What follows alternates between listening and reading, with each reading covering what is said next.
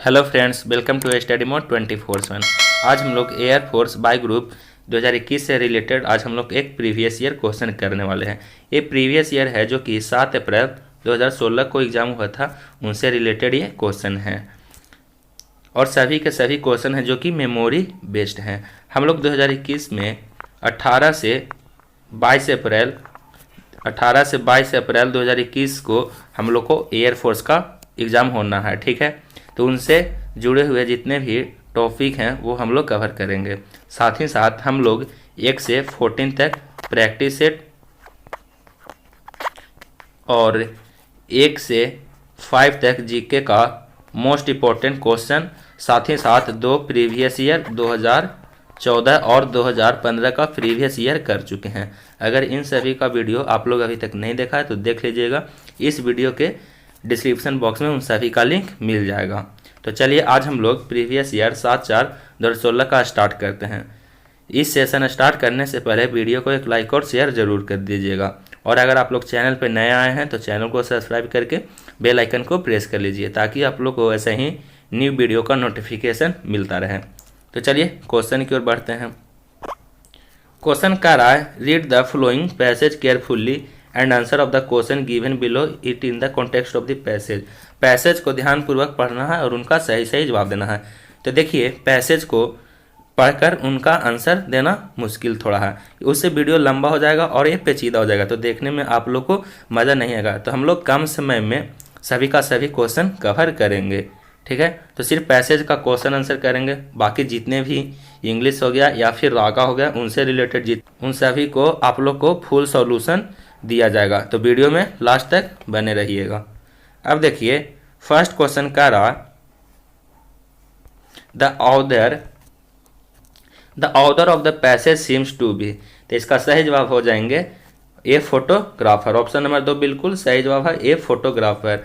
साथ ही साथ फ्रेंड्स एक बात और ध्यान दे दीजिए, इसका पीडीएफ भी लिंक में डाल दिया जाएगा, आप लोग पीडीएफ भी डाउनलोड करके इसका प्रैक्टिस सेट लगा सकते हैं, ठीक है।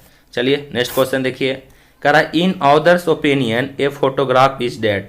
इसका सही जवाब हो जाएंगे which creates curiosity of the things left out. Option number 3 बिल्कुल सही जवाब है, ठीक है। नेक्स्ट क्वेश्चन देखिए, what makes it's on meaning. तो इसका सही जवाब हो जाएंगे भी चीज left out in a photo. Option number 1 बिल्कुल सही जवाब है। नेक्स्ट क्वेश्चन देखिए, कारवा is not interested in a photograph date से समथिंग। तो इसका सही जवाब हो जाएंगे because it is of no use to his profession. Option number 2 बिल्कुल सही जवाब है। नेक्स्ट क्वेश्चन देखिए, करा what do you mean by the word evoke as used in the passage. तो इसका सही जवाब हो जाएंगे to bring a feeling. Option number 4 बिल्कुल सही जवाब है, to bring a feeling. Next question देखिए, करा स्पॉट द एरर बीच में in the part of the sentence, ठीक है। अब देखिए क्वेश्चन क्या कह रहा, कह रहा नाइदर हिज सन, क्या कह रहा, neither his son nor the parents is to blame no error, ठीक है। अब देखिए नाइदर हिज सन और नॉर दी पेरेंट्स, तो देखिए यहाँ पे है जो कि नाइदर और पेरेंट्स लगे और नॉर लगे, तो ये सब हैं जो कि सभी के सभी क्या हैं, सभी के सभी प्लूरल हैं। तो प्लूरल के साथ भी क्या वर्ब भी प्लूरल आएगा, तो यहाँ ईज के जगह क्या हो जाएंगे, आर हो जाएंगे, ठीक है।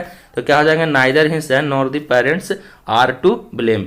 तो हम लोग को गलत चूज करने के लिए बोल रहा था, तो ऑप्शन नंबर 3 बिल्कुल गलत था। यहाँ पे ईज के जगह क्या हो जाएंगे, आर हो जाएंगे, ठीक है। चलिए नेक्स्ट क्वेश्चन देखते हैं, कह रहा साइनोनिम ऑफ बेनिगिन। बेनिगिन का साइनोनिम्स बताइए। अब देखिए इसका हिंदी जान लीजिए, इसका हिंदी क्या होता है बेनिगिन का मतलब, तो इसका हिंदी होता है भद्र हो जाएगा, क्या हो जाएंगे, भद्र हो जाएंगे, या फिर हम लोग इसे सौम कहते हैं, ठीक है। और उसके बाद क्या हो जाएंगे, हितैषी भी इसे हम लोग कह सकते हैं, ठीक है। अब देखिए इसका पूछ रहा है सैनोनिम्स, ठीक है। अब देखिए कंटेनिटियस, कंटेनिटियस का हिंदी क्या हो जाता है, तो इसका हिंदी हो जाएगा विवादास्पद, ठीक है। उसके बाद देखिएगा अस्ट्रेंज, अस्ट्रेंज मतलब क्या होते हैं, अजीब, अस्ट्रेंज मतलब क्या होते हैं, अजीब होते हैं। और वहीं अस्ट्रेंज में ER लगा देंगे तो स्ट्रेंजर मतलब क्या हो जाएंगे, अजनबी हो जाएंगे, ठीक है। और मतलब आप लोग जानते ही होंगे यहाँ पे अजीब हो जाएगा, ऑड का मतलब अजीब हो जाएगा या पराया या दूसरा, यहाँ पे विषम नहीं होंगे, ठीक है। उसके बाद अमिएबल, अमिएबल का हिंदी भी भद्र या सौम होता है, तो बेनिगिन का सैनोनिम्स क्या हो जाएंगे, अमिएबल हो जाएंगे। ऑप्शन नंबर 2 बिल्कुल सही जवाब है अमिएबल, ठीक है। देखिएगा आप लोग ध्यान दीजिएगा, सैनोनिम्स में अगर आप लोग को नहीं मालूम है, एग्जैक्ट मालूम नहीं है आंसर, तो सबसे पहले ऑप्शन छांटने का प्रयास करिएगा, और जो 2 ऑप्शन बाकी में बचेंगे उनमें आप लोग को आंसर ढूंढने में आसानी होंगे, ठीक है। चलिए नेक्स्ट क्वेश्चन देखते हैं। कह रहा एंटोनिम ऑफ इंस्यू, इंस्यू का उल्टा शब्द बताइए। आप देखिए इंस्यू का हिंदी क्या होता है, तो इसका हिंदी होता है फलस्वरूप, फलस्वरूप, या फिर इसे हम लोग क्या कहते हैं, फलस्वरूप, या फिर निष्कर्षण कहते हैं, निष्कर्ष, ठीक है। अब देखिए इसका उल्टा क्या हो जाएगा, तो इसका उल्टा हो जाएगा पहले ही, मतलब निष्कर्ष क्या लास्ट में निकलता है, तो उसके पहले, तो इसका हिंदी क्या हो जाएगा, इसका उल्टा हो जाएगा पहले। अब देखिए ध्यान दीजिएगा, कैप्चर, कैप्चर मतलब क्या होता है, कब्जा करना, तो ये तो कोई हिसाब से होगा नहीं, ठीक है। उसके बाद देखिए डाउट, डाउट मतलब क्या हो जाएगा, डाउट मतलब संदेह करना, डाउट मतलब संदेह करना, तो ये भी नहीं होंगे, ठीक है। उसके बाद देखिए इग्नोर, इग्नोर मतलब क्या हो जाएंगे, नज़र अंदाज करना, तो ये तो कोई हिसाब से नहीं होंगे, नज़र अंदाज करना। आप लोग हिंदी लिखते जाइएगा, ठीक है। अब देखिए प्रीसीड, प्रीसीड का मतलब क्या होता है, पहले या फिर शुरुआत, तो देखिए निष्कर्ष के पहले क्या हो जाएंगे, शुरुआत, यानी ऑप्शन नंबर 4 बिल्कुल सही जवाब है। इंस्यू का अपोजिट क्या हो जाएंगे, प्रीसीड, ठीक है। चलिए नेक्स्ट क्वेश्चन देखिए, कह रहा choose one word for foot soldier, foot soldier को हम लोग क्या कहते हैं, तो फुट सोल्जर को हम लोग इन्फेंट्री कहते हैं। ऑप्शन नंबर 3 बिल्कुल सही जवाब है। अब देखिए इन्फेंट्री का मतलब क्या होता है, पैदल सेना, यहाँ फुट कह रहा, तो फुट मतलब क्या हो जाएंगे, पैर से, और सोल्जर मतलब सेना, तो पैदल सेना, फुट सोल्जर मतलब होता है पैदल सेना, जिसे हम लोग इन्फेंट्री भी कहते हैं। तो ऑप्शन नंबर 3 बिल्कुल सही जवाब है। नेक्स्ट क्वेश्चन देखिए, कह रहा to play the devil with means, to play devil with means का मतलब क्या हो जाएगा, तो देखिए राक्षस के साथ खेलना या फिर दुश्मन के साथ खेलना क्या हो जाएगा, उससे हम लोग को हानि ही पहुंचेंगे, तो हानि का क्या हो जाएंगे, टू हार, यानी ऑप्शन नंबर 2 बिल्कुल सही जवाब है, ठीक है। कोई दिक्कत नहीं होनी चाहिए, सभी के सभी क्वेश्चन आसान है और पूरी से पूरी तरह से आप लोग को समझा कर बताएंगे।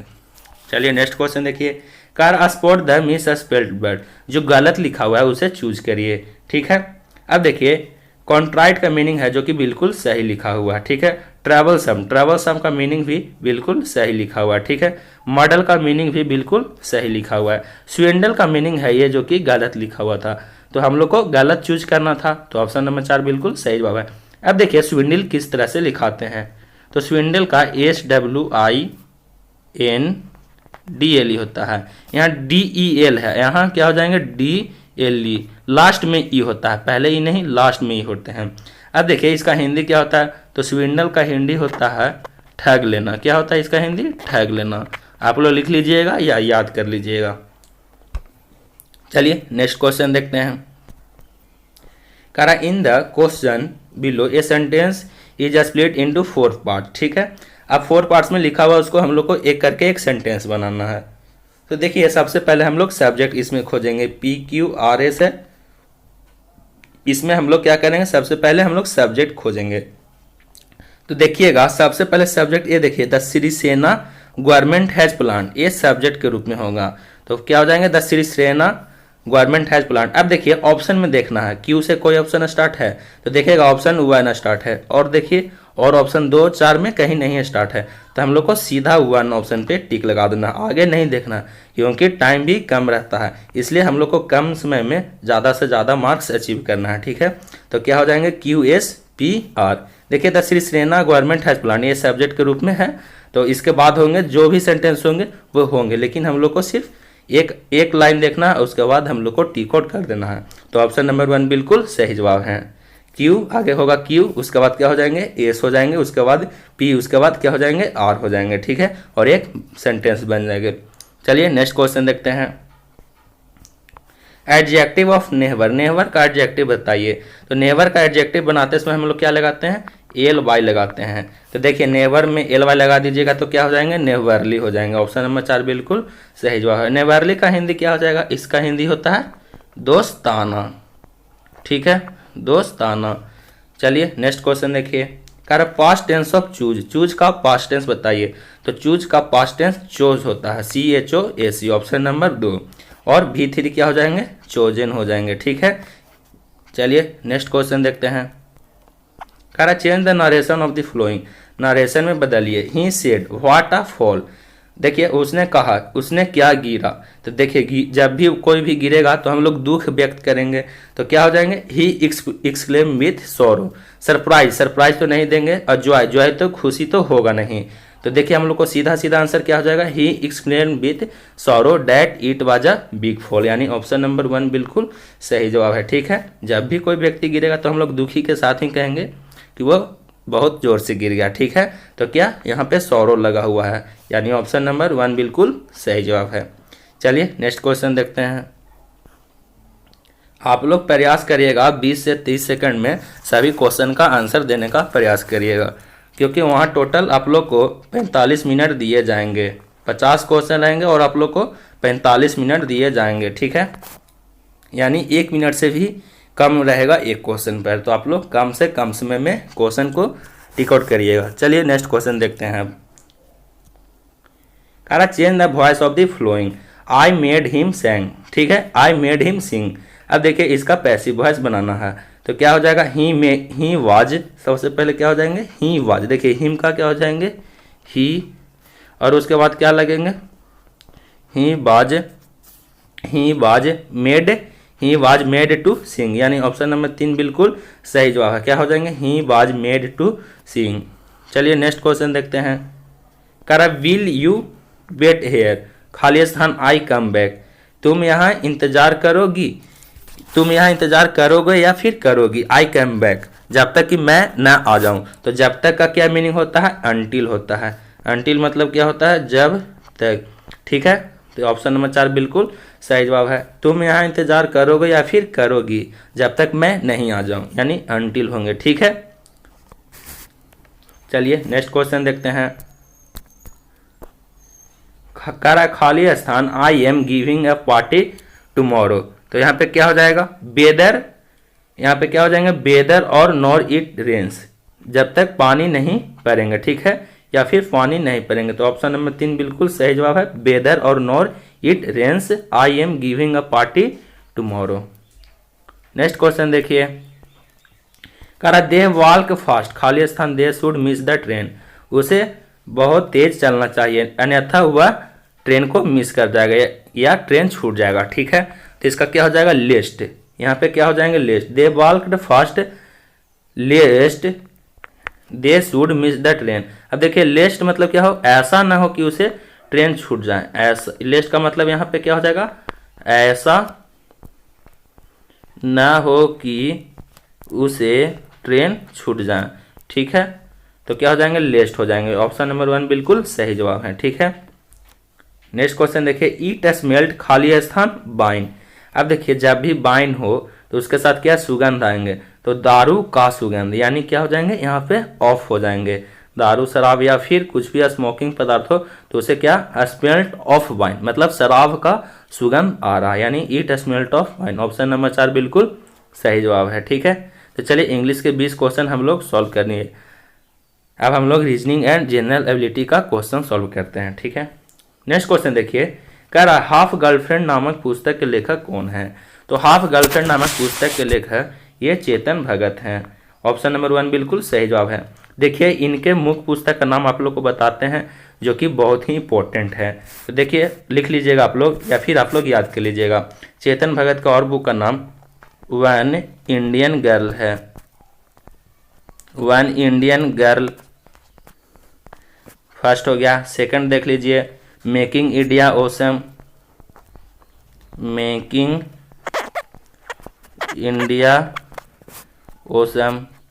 और देखिए तीसरा हो गया one night at the call, one night at the calls, ठीक है। ये सब हैं जो कि चेतन भगत की प्रमुख पुस्तक हैं, ठीक है। तो ये आप लोग याद रखिएगा। सबसे first one Indian girl, making India awesome और one night at the call, ये 3 पुस्तक हैं जो कि चेतन भगत के प्रमुख पुस्तक हैं। और ये या 2 बुक इनके हर एक एग्जाम में पूछा जाता है। ठीक है, चलिए नेक्स्ट क्वेश्चन देखिए। कह रहा तुलसीदास किसके समकालीन थे? तो तुलसीदास थे जो कि ये किसके समकालीन थे? ये अकबर के समकालीन थे। ऑप्शन नंबर 2 बिल्कुल सही जवाब है, अकबर। अब देखिए अकबर है जो कि मुगल शासक का तीसरा शासक था। ठीक है, मुगल शासक का तीसरा शासक था। ठीक है, और अकबर के पिता का नाम क्या था? तो पिता का नाम क्या था? हुमायूं था। ठीक है, अब देखिए अकबर का जन्म आप लोग को जीके बता रहे हैं तो उनसे रिलेटेड कुछ और पॉइंट बताते चलते हैं ताकि और आप लोग को जीके कवर होता जाए। अब देखिए जन्म कब हुआ था अकबर का? तो अकबर का जन्म 15 अक्टूबर 1942 को हुआ था। और मृत्यु कब हुआ था? तो मृत्यु हुआ था 27 अक्टूबर 1605 ईस्वी को। तो ये इंपॉर्टेंट पॉइंट है जो कि आप लोग नोट कर लीजिएगा या फिर याद कर लीजिएगा। ठीक है, अब देखिए बाबर है, तो बाबर है जो कि मुगल शासक का संस्थापक। मुगल शासक का संस्थापक कौन था? तो ये बाबर था। ठीक है, अब देखिए बाबर का जन्म कब हुआ था? बाबर का जन्म 14 फरवरी कितना में हुआ था? 1483 ईस्वी को हुआ था। ठीक है, और मृत्यु कब हुआ था? तो मृत्यु हुआ था 26 दिसंबर 1530 ईस्वी को बाबर का मृत्यु हुआ था। तो ये इंपॉर्टेंट पॉइंट है। अब देखिए शेरशाह है, तो शेरशाह के बारे में भी आप लोग को बताते चलते हैं। शेरशाह है जो कि ये शेरशाह सूरी का मकबरा जो कि इंपॉर्टेंट पॉइंट है, ये प्रत्येक एग्जाम में पूछे जाते हैं। प्रत्येक तो नहीं कर सकते लेकिन कोई एग्जाम में पूछ दिए जाते हैं। तो शेरशाह सूरी का मकबरा कहाँ? तो ये आप लोग याद रखिएगा, ये सासाराम में है। कहाँ में है? सासाराम में है। ठीक है, अब देखिए शेरशाह सूरी का जन्म कब हुआ था? तो शेरशाह सूरी का जन्म कितना में हुआ था? 1486 ईस्वी में हुआ था। कहाँ में? सासाराम में हुआ था, सासाराम में। ठीक है, और मृत्यु कब हुआ था? शेरशाह सूरी का मृत्यु, इसकी मृत्यु 22 मई 1545 ईस्वी को हुआ था। ठीक है, तो ये थे इनसे इंपॉर्टेंट रिलेटेड पॉइंट जो आप लोग को बता दिए। चलिए नेक्स्ट क्वेश्चन देखिए। कह रहा कुछ आदमियों द्वारा किया गया शासन क्या कहलाता है? तो कुछ आदमियों द्वारा किया गया शासन क्या कहलाता है? इसे हम लोग ओलिगैर्ची कहते हैं। ओलिगैर्ची कहते हैं। ऑप्शन नंबर 3 बिल्कुल सही जवाब है, ओलिगैर्ची। इसका हिंदी क्या होता है? इसका हिंदी होता है कुलीन तंत्र। आप लोग लिख लीजिएगा, कुलीन तंत्र। ठीक है, कुछ आदमियों द्वारा किया गया शासन ओलिगैर्ची कहलाता है, जिसे हम लोग हिंदी में कुलीन तंत्र कहते हैं। नेक्स्ट क्वेश्चन देखिए। कह रहा ओपेक का विस्तार क्या है? तो ओपेक का विस्तार है organisation of petroleum exporting countries.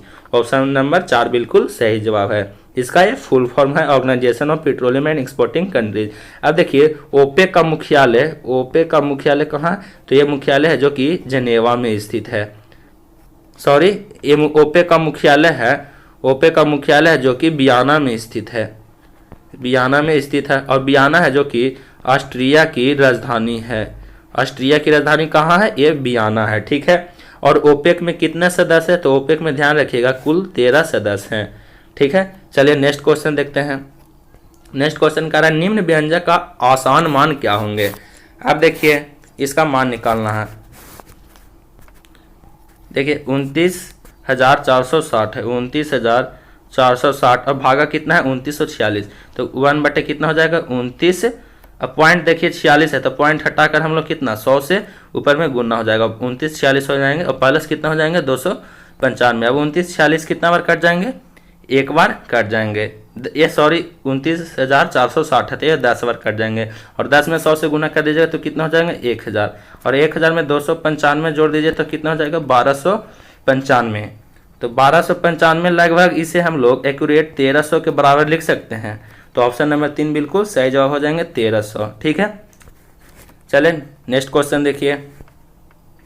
कह रहा यदि प्लस को गुना कहा जाए, तो देखिए इस तरह के क्वेश्चन आए तो सबसे पहले हम लोग लिख लेंगे केस। प्लस को क्या कहा गया है? गुना, तो गुना लिख दिए। माइनस को भागा, तो भागा लिख दिए। और भागा को गुना, तो भागा को गुना, तो गुना लिख दिए। ठीक है, और गुना को प्लस कहा गया है तो ये लिख दिए। ठीक है, अब देखिए क्वेश्चन की ओर बढ़ते हैं। अब देखिए 4 8 2 6 है, 4 8 2 6 और यहाँ पे प्लस को क्या कहा गया है? गुना। तो 4 8 2 6 गुना कितना हो जाएंगे? 2। अब माइनस को क्या कहा गया है, तो यहाँ देखिएगा माइनस को भागा कहा गया है, तो 2 भागा कितना हो जाएंगे 9, ठीक है। अब देखिए भागा को क्या कहा गया है, भागा को गुना कहा गया है, तो 2 भागा 9 और गुना हो जाएंगे कितना 18 हो जाएंगे, ठीक है। और उसके बाद देखिएगा यहाँ क्या है गुना, गुना को क्या कहा गया प्लस, तो 18 प्लस कितना हो जाएंगे 6 हो जाएंगे, ठीक है। अब देखिए 4 8 2 6 और कितना हो जाएंगे गुना 2, और यहाँ भागा है तो बट्टा में कितना हो जाएंगे 9, भागा को अगर गुना में करेंगे तो ये बट्टा में 9 हो जाएंगे, और गुना कितना हो जाएंगे 18 और प्लस 6। अब देखिए 9 दूना 18 और 2 दूना 4 और 4826 में 4 से गुना करेगा तो कितना हो जाएंगे 19,304, और प्लस इधर कितना थे 6, और 19,304 में 6 जोड़िएगा तो 19,310, यानी ऑप्शन नंबर 1 बिल्कुल सही जवाब है, ठीक है। नेक्स्ट क्वेश्चन देखिए, कह रहा है यदि नाली को पानी कहा जाए, पानी को आसमान कहा जाए, आसमान को धरती कहा जाए तथा धरती को पेड़ कहा जाए, तो मनुष्य कहाँ रहता है, तो मनुष्य कहाँ रहता है धरती पर रहता है। अब धरती को क्या कहा गया है, तो धरती को पेड़ कहा गया है, यानी हम लोग पेड़ पे रहते हैं, तो ऑप्शन नंबर 3 बिल्कुल सही जवाब है पेड़, ठीक है। नेक्स्ट क्वेश्चन देखिए, एक दुकानदार 990 रुपये में एक वस्तु बेचकर 10% का लाभ कमाता है, यदि उसे 20% लाभ कमाना है तो वह वस्तु कितने में बेचेगा।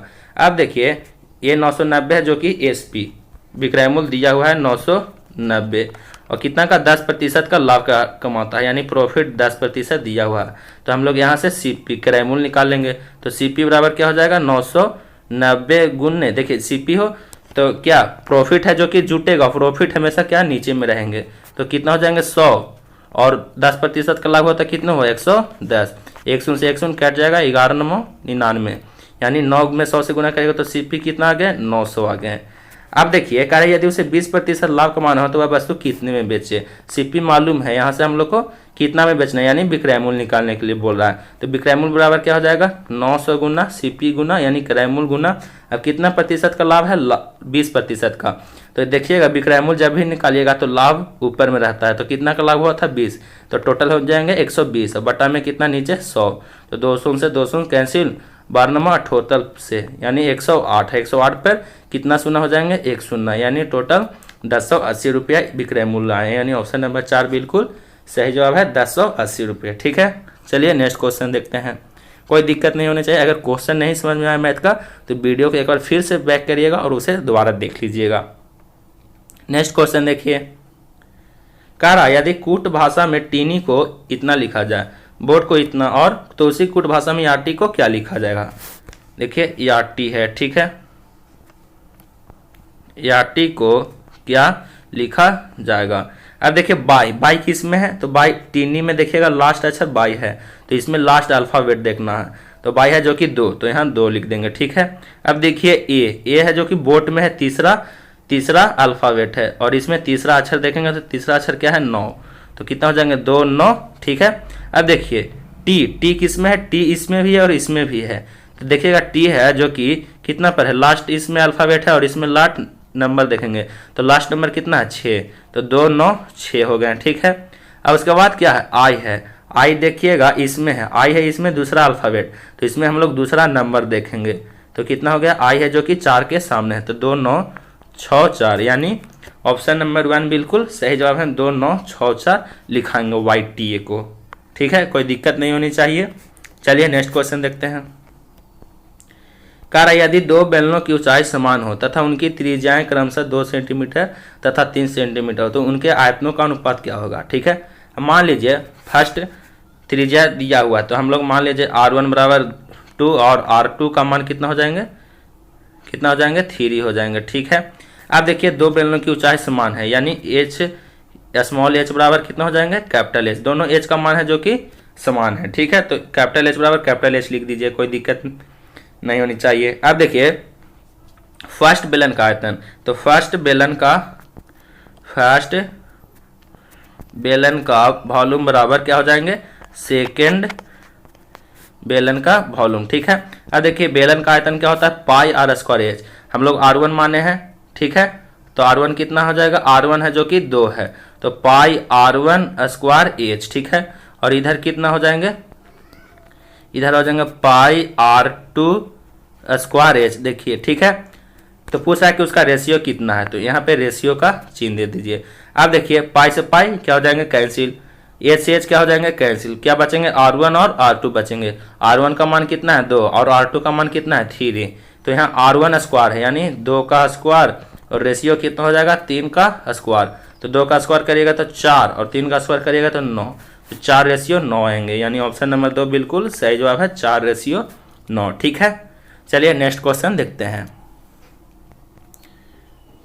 नेक्स्ट क्वेश्चन कह रहा है 2 गोले ए तथा बी की त्रिज्या क्रमशः 4 तथा 8 सेंटीमीटर है, तो बी का आयतन ए का कितना गुना है। ठीक है, अब देखिए ए बराबर कितना दिया हुआ है, ए बराबर R1 का मान कितना दिया हुआ है 4 सेंटीमीटर। ठीक है, और बी बराबर कितना दिया हुआ है, इसे हम लोग R2 बराबर कितना है 8 सेंटीमीटर, ये त्रिज्या का मान माने। तो पूछ रहा है कि बी का आयतन और ए का आयतन का कितना गुना है, तो सबसे पहले क्या करेंगे बी का आयतन बटा क्या करेंगे ए का आयतन। ठीक है, अब देखिए गोले का आयतन क्या होता है 4/3 पाई R1। देखिए यहाँ R1 मान है तो क्या हो जाएंगे, सबसे पहले बी का है तो बी का मान है R2, तो क्या हो जाएगा 4/3 बाई R2 का क्यू और बटा में क्या हो जाएंगे 4/3 पाई R1 का क्यू। देखिए 4/3 से 4/3 कैंसिल, पाई से पाई कैंसिल, बचेगा क्या R2 का क्यू बटा R1 का क्यू, तो R2 कितना है 8, तो 8 को 3 बार लिखेंगे 8 गुना 8 गुना 8। ठीक है, ये 3 बार लिखा गया, और उसके बाद R1 का मान कितना है 4, तो 4 को 3 बार लिखेंगे, तो 4 गुना 4 गुना 4। अब देखिए 4 दूना 8, 4 दूना 8, 4 दूना 8, 2 दूना 4 दूना 8, यानी कितना गुना हो जाएंगे 8 गुना, यानी ऑप्शन नंबर 4 बिल्कुल सही जवाब है 8 गुना आएंगे। ठीक है, नेक्स्ट क्वेश्चन देखिए, कपिल की ओर इशारा करते हुए अंजलि कहती है उसकी माँ का भाई मेरे पुत्र का पिता है। अंजलि कपिल की कौन है। ठीक है, अब देखिए कपिल की माँ का भाई, कपिल के माँ का भाई क्या हो जाएंगे कपिल की मामा हो जाएंगे। देखिए कपिल की ओर इशारा करते हुए अंजलि कहते हैं उसकी माँ का भाई मेरे पुत्र का पिता है, तो कपिल की, ध्यान दीजिएगा, कपिल की माँ का भाई, कपिल की माँ का भाई अर्थात कपिल का क्या लगेगा, कपिल का क्या लगेगा वो मामा लगेंगे। ठीक है, अब देखिए मामा है जो कि अंजलि के पत्नी है, कपिल है, कपिल का मामा है जो कि अंजलि का पत्नी है। अंजलि का पत्नी कौन है मामा, कपिल का मामा जो कि अंजलि का पत्नी है, यानी अंजलि है जो कि कपिल को क्या लगेगी, अंजलि कपिल को मामी लगेगी। सिंपल सी बात है, तो यहाँ पे क्या हो जाएंगे ऑप्शन नंबर 3 बिल्कुल सही जवाब है मामी लगेगी। ठीक है, चलिए नेक्स्ट क्वेश्चन देखते हैं। नेक्स्ट क्वेश्चन कह रहा लालू हरी से लंबा, श्यामा हरी से लंबी है, बीना हरी से छोटी है, श्यामा सबसे लंबी नहीं है, तो उनमें सबसे लंबा कौन है। अब देखिए सबसे पहले लास्ट से चलेंगे, तो क्या कह रहा बीना हरी से छोटी है, बीना है जो कि हरी से छोटी है, तो हरी सबसे लंबा हो जाएगा, हरी है जो कि बीना से क्या लंबा है, हरी है जो कि बीना से क्या लंबा है। ठीक है, कोई दिक्कत नहीं होनी चाहिए।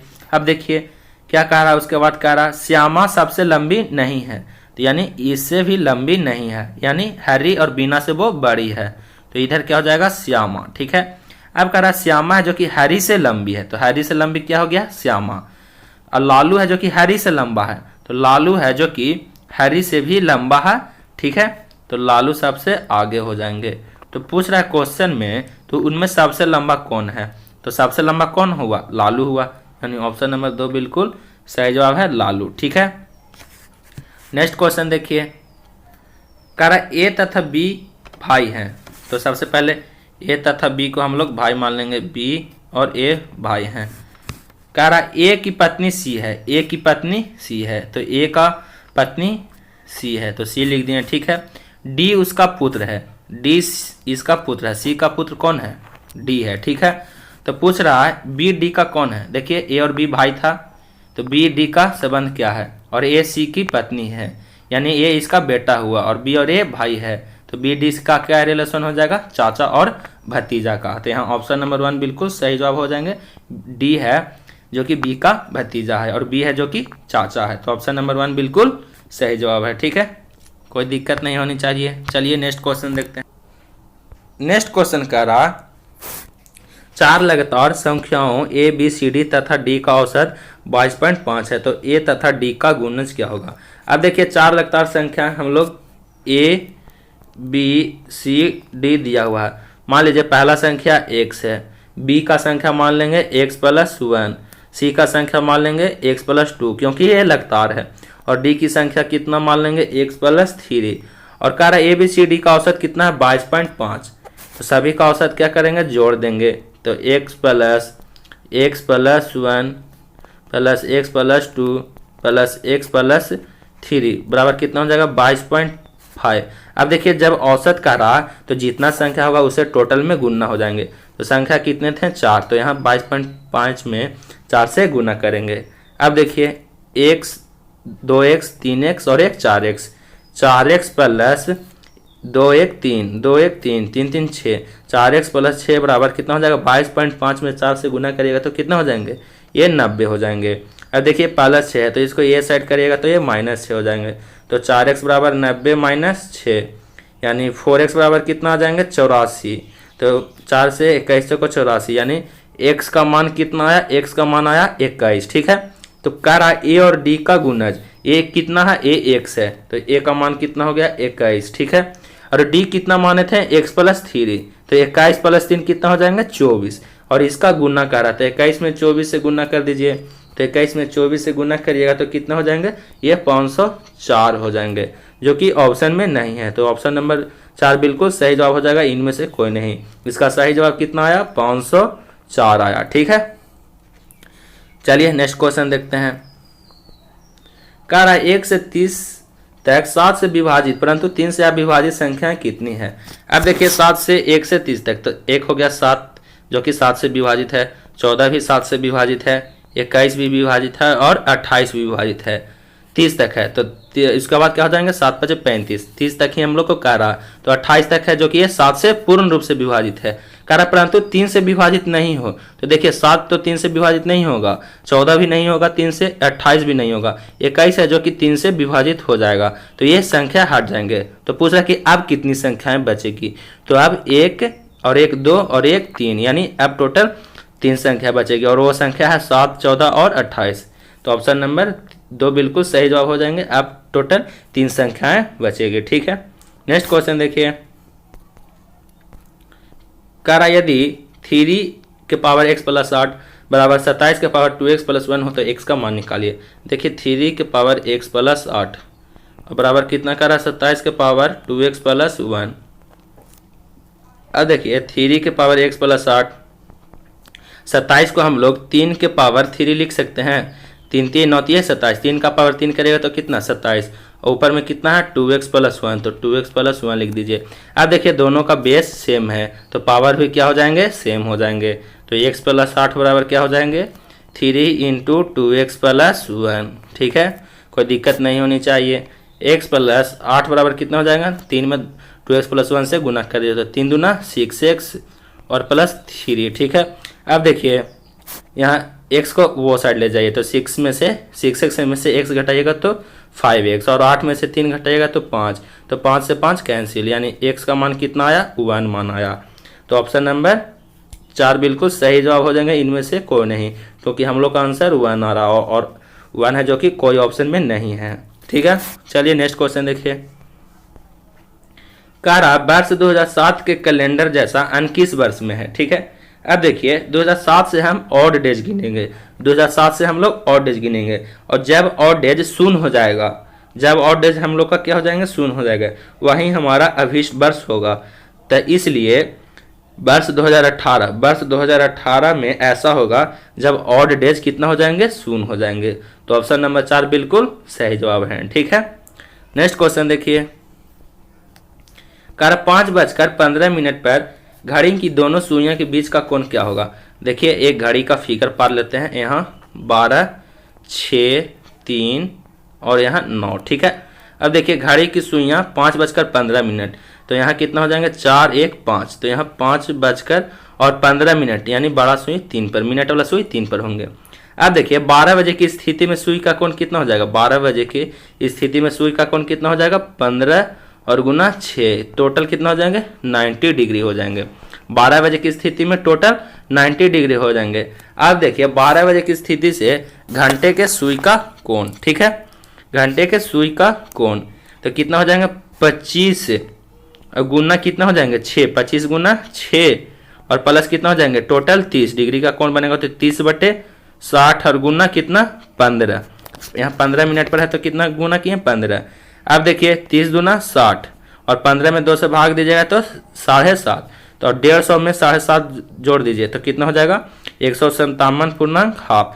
अब देखिए पूछ रहा है कि दोनों सुइयों के बीच का कोण कितना होगा, तो 157 में कितना घटाएंगे 90 घटा देंगे तो कितना हो जाएंगे कितना हो जाएगा 67 डिग्री, यानी ऑप्शन नंबर 3 बिल्कुल सही जवाब है। ठीक है, नेक्स्ट क्वेश्चन देखिए, कार्य श्रृंखला का अगला चीज उत्तर आकृति से चुने। ठीक है, अब देखिए आकृति ये एरो है, देखिए ये एरो है जो कि कितना कितना क्लॉकवाइज में घड़ी के दिशा में कितना कितना घूमता है 1/2 1 और फिर 1.5 घूमता है। देखिए यहाँ से 1 बढ़ा, फिर यहाँ कितना बढ़ा 1 बढ़ा और फिर 1 से कितना बढ़ा यहाँ आधा और यहाँ 1.5 बढ़ गया। ठीक है, और फिर 1.5 से कितना बढ़ेगा, फिर 1.5 से यहाँ बढ़कर आ गया आधा। ठीक है, अब देखिए ये गोला है जो कि गोला है ये एंटी क्लॉकवाइज घड़ी के विपरीत दिशा में, घड़ी के विपरीत दिशा में कितना कितना घूमता है 1/2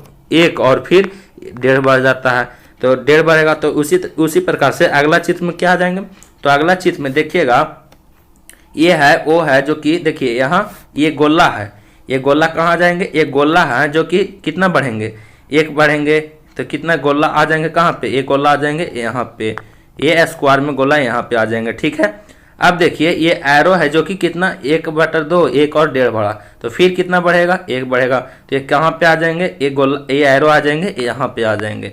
तो ऑप्शन नंबर 2 में बिल्कुल इस तरह के फिगर बन रहा है, तो ऑप्शन नंबर 2 बिल्कुल सही जवाब है। ठीक है, चलिए नेक्स्ट क्वेश्चन देखते हैं, कारा असंगत चुने। ठीक है, अब देखिए बी का सीरियल नंबर कितना है AB, इसका दूसरा नंबर है। जे का सीरियल नंबर है जो कि ये भी सम संख्या आएंगे। ठीक है, और एन का भी सीरियल नंबर ये भी सम संख्या, लेकिन देखिए बाई का सीरियल नंबर है जो कि 25 है, ये ऑड संख्या है, इसलिए ये बाई है जो कि असंगत है इन सब से। ठीक है, नेक्स्ट क्वेश्चन देखिए, कारा किस देश को यूरोप का अखाड़ा कहा जाता है, तो बेल्जियम को यूरोप का अखाड़ा हम लोग कहते हैं। देखिए 16वीं सदी में 16वीं सदी से लेकर 18वीं सदी तक यूरोप के कई लड़ाइयाँ हैं, यूरोप का देखिएगा ध्यान दीजिएगा, यूरोप के कई लड़ाइयाँ हैं जो कि बेल्जियम में लड़ी गई है, इसलिए हम लोग बेल्जियम को यूरोप का अखाड़ा कहते हैं। ध्यान दीजिएगा कितना सदी, 16वीं सदी से 18वीं सदी तक। ठीक है, नेक्स्ट क्वेश्चन देखिए, कह पेरिस किस नदी के किनारे बसा है, तो पेरिस है जो कि सीन नदी के किनारे बसा है। और देखिए टेम्स है, टेम्स नदी के किनारे लंदन शहर स्थित है। ऑप्शन नंबर 2 बिल्कुल सही जवाब है लंदन। नेक्स्ट क्वेश्चन देखिए, सबसे लंबी पर्वतमाला निम्न में से किसकी है, तो सबसे लंबी पर्वतमाला एंडीज है। ऑप्शन नंबर 1 बिल्कुल सही जवाब है एंडीज। ठीक है, नेक्स्ट क्वेश्चन देखिए, वेटिकन सिटी के बाद क्षेत्रफल के हिसाब से सबसे छोटा देश कौन है, तो वेटिकन सिटी के बाद क्षेत्रफल के हिसाब से सबसे छोटा देश ये मोनाको है। अब देखिए मोनाको है जो कि कहाँ में स्थित है, तो ये यूरोप महाद्वीप में स्थित है। ठीक है, अब देखिए मोनाको है जो कि फ्रांस और इटली के बीच स्थित है, मोनाको है जो फ्रांस और इटली के बीच में स्थित है। ठीक है, नेक्स्ट क्वेश्चन देखिए, दुनिया में चावल का सबसे बड़ा उत्पादक देश कौन है, तो चीन है जो कि दुनिया में चावल का सबसे बड़ा उत्पादक देश है। चीन लगभग 193 मिलियन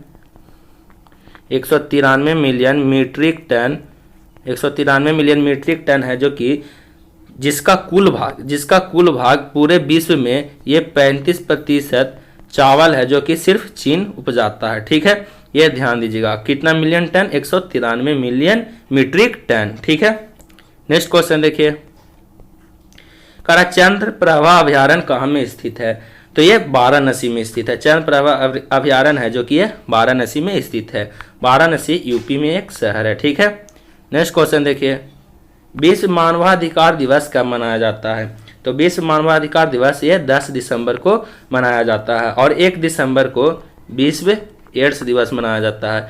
1 दिसंबर को विश्व एड्स दिवस मनाया जाता है। ठीक है, नेक्स्ट क्वेश्चन देखिए, कॉपर सल्फेट का व्यापारिक नाम क्या है? तो कॉपर सल्फेट का व्यापारिक नाम तूतिया है। ठीक है, अब देखिए तूतिया का फॉर्मूला क्या होता है? CuSO4। सुहागा का फॉर्मूला क्या होता है? तो Na2B4O7, जिसे हम लोग केमिस्ट्री में क्या कहते हैं? सोडियम ब्रोमेट कहते हैं। ठीक है, धोबन सोडा का रासायनिक फार्मूला क्या होता है? Na2CO3। ठीक है, सोडे का अम्ल का रासायनिक फार्मूला क्या होता है? HNO3। तो ये आप लोग ध्यान दीजिएगा, आप लोग याद कर लीजिएगा। चलिए नेक्स्ट क्वेश्चन देखते हैं। पुस्तक गुलवीर ट्रेवल्स के लेखक कौन हैं? तो जोनाथन स्विफ्ट हैं, जो कि पुस्तक गुलवीर ट्रेवल्स के लेखक थे।